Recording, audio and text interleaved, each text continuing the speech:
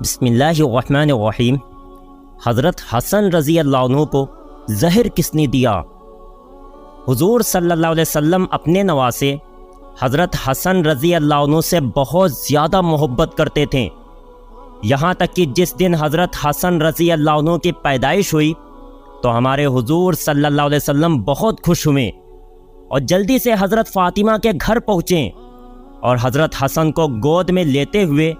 ان کا نام حسن رکھا۔ حضور صلی اللہ علیہ وسلم نے ایک بار حضرت حسن کے لیے دعا مانگتے ہوئے کہا کہ اے اللہ، میں اپنے بیٹے حسن سے محبت کرتا ہوں، اس لیے آپ بھی حسن سے محبت فرمائیے، اور جو بھی حسن سے محبت کرے آپ اس سے بھی محبت فرمائیے۔ حضور صلی اللہ علیہ وسلم نے کئی بار صحابہ اکرام کے سامنے یہ بات فرمائی کہ اے لوگو، میرا یہ بچہ حسن سردار ہے اور اللہ تعالیٰ اس کے ذریعے مسلمانوں کی دو بڑی جماعتوں کے بیچ صلح کروائے گا اور انہیں بہت بڑی لڑائی سے بچائے گا۔ اس لیے حضرت حسن و حسین سے صحابہ اکرام بھی بہت زیادہ محبت کرتے تھے اور ان کا ہر طرح سے خیال رکھتے تھے۔ جب حضرت عمر رضی اللہ عنہ کی حکومت کا زمانہ آیا تو ایک بار بہت سارا مال غنیمت حضرت عمر کے پاس لایا گیا، تو انہوں نے بڑے بڑے صحابہ اکرام کو جتنا مال بانٹا اتنا ہی حضرت حسن و حسین کو دیا۔ حضرت عمر رضی اللہ عنہ نے حسن و حسین کو 500 درہم دیے، تو اس پر حضرت عمر رضی اللہ عنہ کے لڑکے حضرت عبداللہ نے کہا کہ اے ابا جان، آپ نے حسن و حسین کو اتنا زیادہ مال دیا جبکہ مجھے ان کے مقابلے میں بہت کم مال ملا ہے۔ تو حضرت عمر رضی اللہ عنہ نے فرمایا کہ اے بیٹا، کیا تمہارے باپ حسن و حسین کے باپ کی طرح ہیں؟ کیا تمہاری امی حسن و حسین کی امی فاطمہ کی طرح ہیں؟ کیا تمہارے نانا حسن و حسین کے نانا حضور صلی اللہ علیہ وسلم کی طرح ہیں؟ مطلب حسن و حسین کا درجہ تمہارے مقابلے میں بہت زیادہ ہے، اس لیے انہیں مال بھی زیادہ دیا گیا۔ حضرت حسن رضی اللہ عنہ اپنے چہرے اور جسم دونوں اعتبار سے حضور صلی اللہ علیہ وسلم کی شکل و صورت سے بہت زیادہ ملتے تھے۔ ایک بار حضرت ابوبکر صدیق رضی اللہ عنہ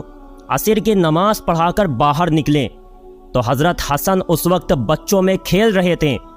حضرت ابوبکر رضی اللہ عنہ نے جا کر پیچھے سے حضرت حسن کو اپنے کندھے پر اٹھا لیا اور فرمانے لگے کہ اے حسن، تم حضور صلی اللہ علیہ وسلم سے شکل میں بہت زیادہ ملتے جلتے ہو، اپنے باپ علی سے نہیں۔ حضرت علی رضی اللہ عنہ اس وقت پاس کھڑے تھے اور حضرت ابوبکر رضی اللہ عنہ کی یہ بات سن کر مسکرا رہے تھے۔ اللہ نے حضرت حسن رضی اللہ عنہ کے ذریعے مسلمانوں کی ایک بڑی جماعت کو آپس میں لڑنے سے بچا لیا، جیسا کہ حضور صلی اللہ علیہ وسلم نے کئی بار فرمایا کہ میرے بچے حسن کے ذریعے اللہ تعالیٰ مسلمانوں کی دو بڑی جماعتوں میں صلح کروائے گا۔ حضرت علی رضی اللہ عنہ کی وفات کے بعد حضرت معاویہ نے اپنی حکومت کا عام اعلان کر دیا، تو لوگ حضرت حسن رضی اللہ عنہ کے پاس آئیں اور کہنے لگیں کہ اے ہمارے امام، آپ کے والد کی وفات کے بعد ہم آپ کو حکومت کا زیادہ مستحق سمجھتے ہیں، اس لیے آپ آگے بڑھیں، ہم آپ کو اپنا خلیفہ بنائیں گے۔ اور اسی وقت بہت سے لوگوں نے حضرت حسن رضی اللہ عنہ کے ہاتھوں پر بیعت کر لی اور انہیں اپنا خلیفہ بنا لیا۔ لیکن یہ بات جب حضرت امیر معاویہ کو پہنچی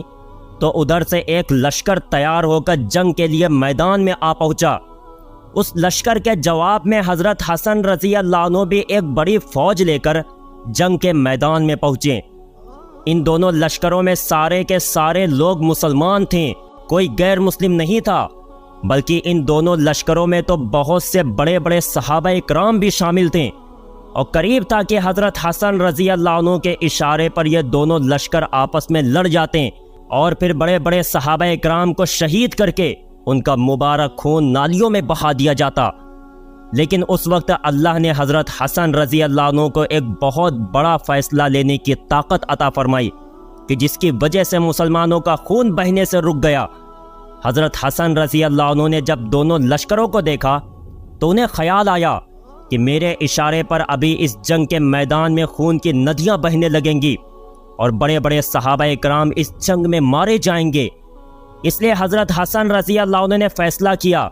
کہ میں اپنی حکومت کو چھوڑ کر حضرت امیر معاویہ کو ہی اپنا خلیفہ تسلیم کر لیتا ہوں اور مسلمانوں کو ایک دوسرے کا خون بہانے سے بچا لیتا ہوں۔ قریب تھا کہ یہ دونوں لشکر آپس میں لڑ جاتے ہیں، لیکن اسی وقت حضرت حسن رضی اللہ عنہ نے ایک اونچی جگہ پر کھڑے ہو کر اعلان کیا کہ اے لوگو، کہ میں اپنی حکومت سے دستبردار ہو کر حضرت امیر معاویہ کو اپنا خلیفہ مانتا ہوں، اس لیے تم لوگ بھی میرے ساتھ چل کر ان کے ہاتھوں پر بیعت کرو، کیونکہ میں نہیں چاہتا کہ مسلمانوں کی دو بڑی جماعتیں آپس میں لڑ کر ایک دوسرے کا خون بہائیں۔ حضرت حسن رضی اللہ عنہ کی اس بات پر انہی کے لشکر کے بہت سے لوگ بھڑک اٹھیں اور کہنے لگیں کہ آپ نے یہ کیسا فیصلہ لے لیا ہے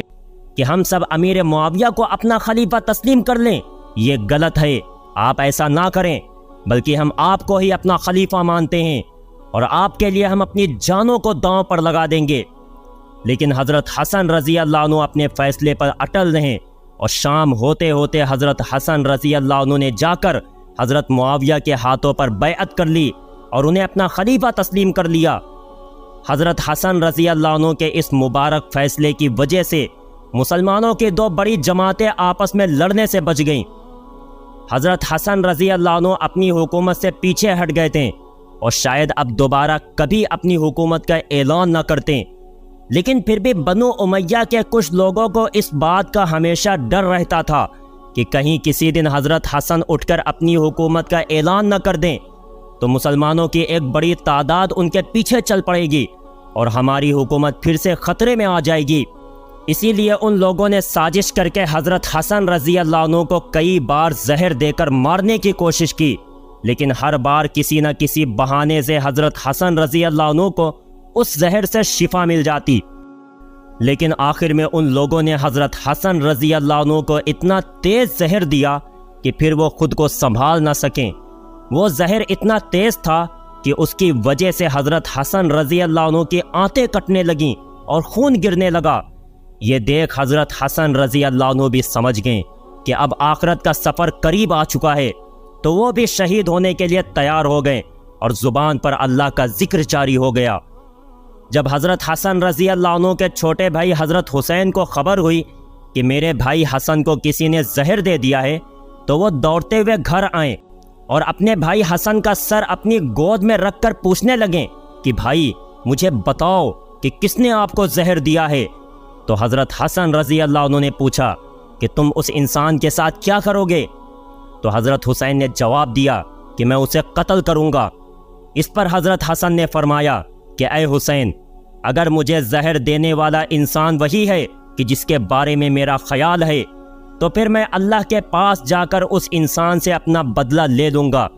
اور اگر زہر دینے والا انسان وہ نہیں ہے اور تم نے اسے قتل کر دیا، تو میں نہیں چاہتا کہ دنیا سے جاتے جاتے میں کسی بے گناہ کا قتل اپنے سر لے کر جاؤں، اس لیے میں کسی کو کچھ بھی نہیں بتاؤں گا۔ اتنا کہہ کر حضرت حسن رضی اللہ عنہ کی شہادت ہو گئی۔ پیارے دوستو، اس کے آگے کا واقعہ انشاءاللہ اگلی ویڈیو میں بیان کیا جائے گا کہ حضرت حسن رضی اللہ عنہ کی تمنا تھی کہ ان کی قبر حضور صلی اللہ علیہ وسلم کی قبر کے پاس بنے، لیکن بنو امیہ والے کیسے تلوار لے کر لڑنے آ گئے کہ حسین کی قبر ہم اس جگہ نہیں بننے دیں گے۔ اور پھر کچھ دنوں کے بعد بنو امیہ کے ایک بادشاہ ابو جعفر منصور نے حضرت حسن رضی اللہ عنہ کے لڑکوں اور پوتوں کو ایک کمرے میں بند کر کے ان کا گلا گھونٹ کے کیسے انہیں مار ڈالا تھا۔ انشاءاللہ یہ ساری باتیں اگلی ویڈیو میں بیان کی جائیں گی۔ دوستو، اگر ویڈیو پسند آئی ہو تو لائک کرنا اور چینل کو سبسکرائب کرنا نہ بھولیں، اور جاتے جاتے ایک پیارا سا کمنٹ ضرور کر دینا۔ السلام علیکم۔